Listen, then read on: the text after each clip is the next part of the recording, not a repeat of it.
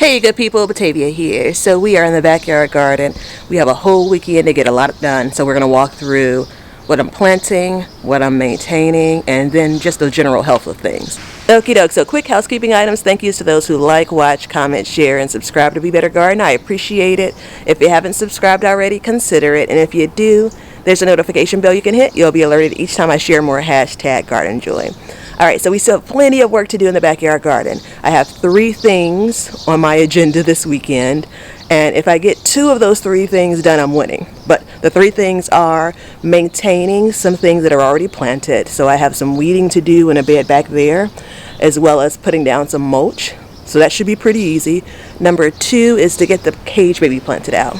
So maybe not as easy, but these are going to be my tomatoes, pepper plants, maybe some eggplants as well, but to get that planted, long overdue. And then the third thing is to get my containers in the backyard garden set up. So that's going to be a bit more work, and I'm not sure if I'm going to be able to get to that this weekend, but it's on the list. All right, so let's take a look at what things look like now. Okie doke, so it rained overnight and the temperature is supposed to be mild today, so perfect time to work in the garden. We have overcast, so I've already started to pull the netting off, which I'm using this spring. I anticipate moving back to the tulle fabric once the weather gets a bit drier, but we'll see. So far so good. I haven't seen any rampant damage on these plants from the cabbage moth, and I've seen her around multiple times. But the first thing is to get this bed cleaned up. So all of these are weeds. I didn't mulch when I initially planted, and in part it was because I wanted to wait and see how these things were going to germinate. So I direct sowed carrots, which are doing well, and then radishes. And so this is a row of cabbage. I purchased these transplants as well as the row of cauliflower, which isn't doing the best. And then we have these 2 raised beds, which are about 7 by almost 4 feet, and then that one is 4 by 4. And so we have netting on this. It's similar to the beds next to it. 3 or 4 things that are planted. So this is a row of collard greens. I purchased those transplants, so I'm not exactly sure of the variety. Another row of collard greens there.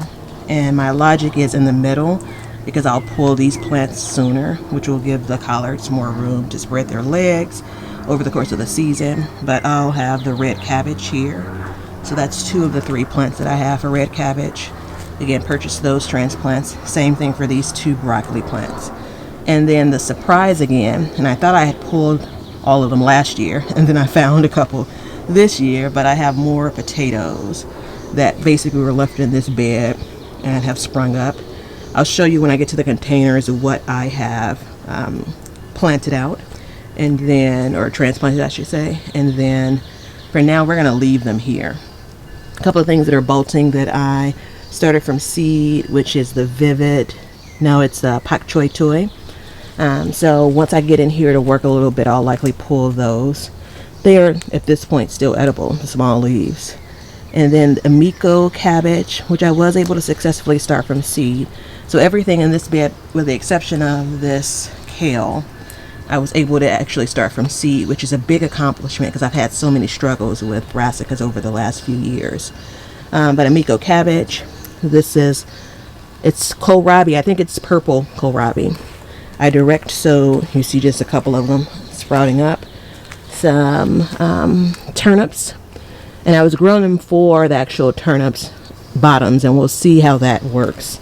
And then I have Prism Kale, which everything in here has been also a pretty slow start, but these are transplants I purchased, so we'll clean up some of those lower leaves.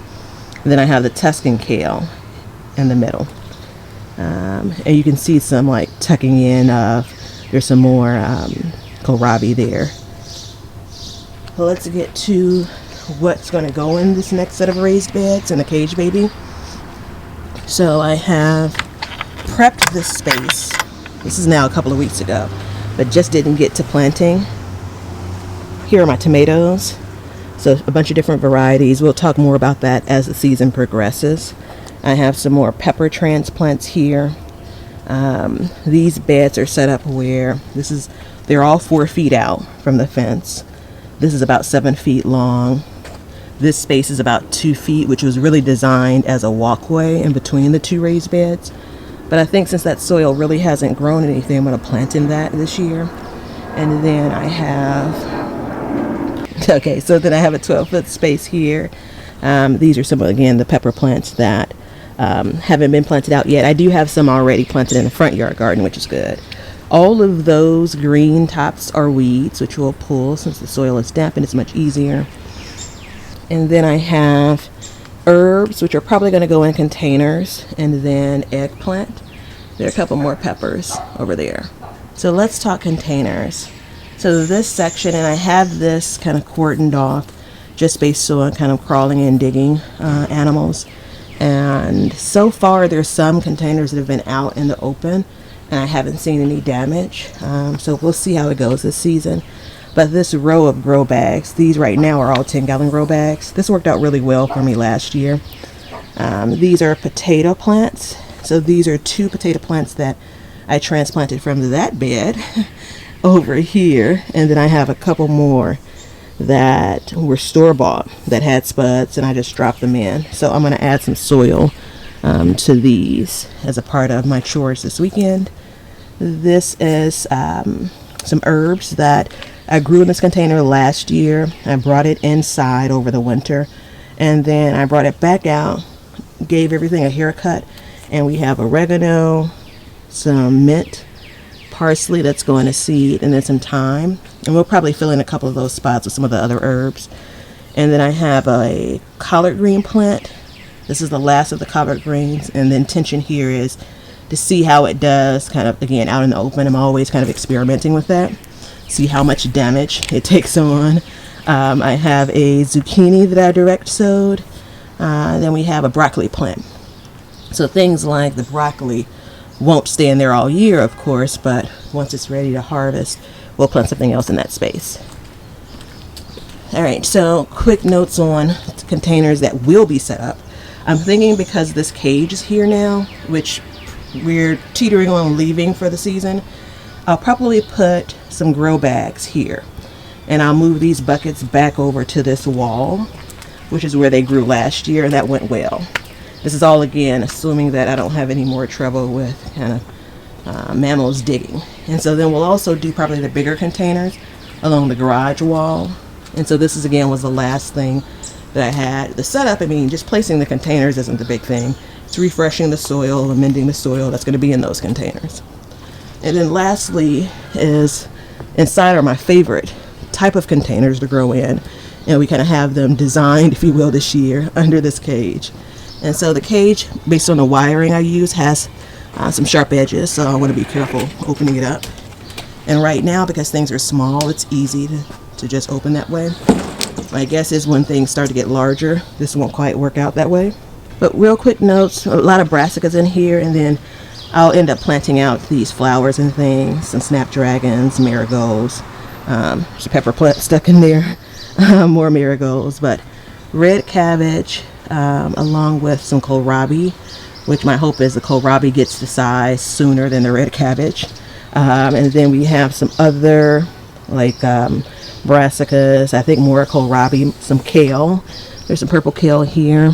And then this is more of that pak choi that's bolted. And I have some Tuscan kale here. And then the biggest surprise is Brussels sprouts. So we have Brussels sprouts in that container. Single plant in a container, which is something I rarely do. But these are about 17 gallons. And so I have them there as well as in the front yard garden. So, yeah. Okay, so 2 weeks later, we're very close to being done. Some things are bolted, but some things in these containers look good. The setup and the structure for the year is there. I just have a couple of other containers to plant in. Grow bags, these smaller 2.5 gallon containers. I have my row of buckets set up, which I'm very pleased with. The bed here. I've had some trouble, and I'm trying to research whether or not I have some problematic soil here. So in the meantime, I have some containers lined up that I'll be planting in. Cabbage looks great. Cauliflower, fingers crossed. The garlic looks great. There is a lettuce tucked in. Super pleased. I've harvested my first garlic scoop. Correction, broccoli seems to be what I have planted all the way up until this point. And then my collards, which are coming along. Red cabbage, potatoes. This bed's changed just a bit. Pulled some things out, planted some potatoes. That cabbage over there had bolted over the last couple of weeks. This line of containers is planted out, pleased with. And then, my row here. I've made myself a sitting spot for late afternoons. These rows, potatoes, some peppers and things. And then I have the place where clearly tomato starts go to die. But I planted out the cage baby, which is really, really important. So my tomatoes, ended up with some peppers there. I still have my herbs to plant, which are sitting in their starts. And then I have some additional containers. They may not get planted until July because of some things I want to plant that'll be better planted and sowed in that time frame. So yeah, thanks for spending some time with me. If you have any questions or comments, feel free to drop them below, and I look forward to seeing you all on the next one.